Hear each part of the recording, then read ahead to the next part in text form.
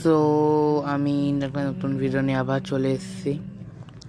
কবিতাটির নাম চিরদিনের, সুকান্ত ভট্টাচার্য দ্বারা কবিতাটি রচিত হয়েছে।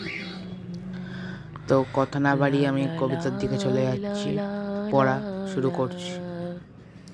কবিতাটি বেশ ভালো, একটা গ্রামের কবিতা, গ্রামের কাহিনী বলা হয়েছে। তো শুরু করি। এখানে বৃষ্টি মুখর লাজুক গায়ে এসে থেমে গেছে ব্যস্ত ঘড়ির কাঁটা। সবুজ মাঠেরা পথ দেয় পায়ে পায়ে, পথ নেই তবু এখানে যে পথ হাঁটা। জোড়া দিঘি তার পাড়িতে তালের শাড়ি, দূরে বাঁশঝাড়ে আত্মধানের সারা। পচা জল আর মশায় অহংকারী, নীরব এখানে অমর কিষান পাড়া। এই গ্রামের পাশে মজা নদী 12 মাস, আজ বর্ষায় আজ বিদ্রোহ বুঝি করে। গোয়ালে পাঠায় ইশারা, সবুজ ঘাস এই গ্রামে নতুন সবুজ ঘাগরা পড়ে। রাত্রি এখানে স্বাগত সন্ধ শাকে, কিষানকে ঘরে পাঠায় যে আলপথ। বুড়ো বটতলা পরস্পরকে ডাকে, সন্ধ্যা সেখানে জোড়ো করে জনমত।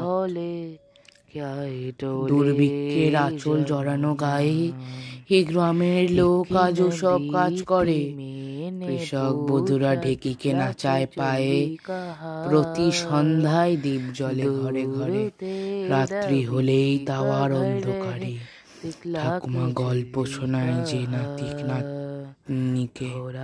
কেমন করে সে অকালেতে গতবারে চলে গেল লোক দিশাহারা দিকে দিকে। এখানে সকাল ঘোষিত পাখির গানে, কুমোর কামড় তাঁতির কাজে জোটে। সারাটা দুপুর ক্ষেতের চাষির কানে একটানা আর বিচিত্র ধ্বনি ওঠে। হঠাৎ সেদিন জল আনবার পথে কৃষক বধূ সে থমকে তাকায় পাশে। ঘোমটা তুলে সে দেখে নেয় কোনো মতে, সবুজ ফসলে সুবর্ণ যুগ আসে।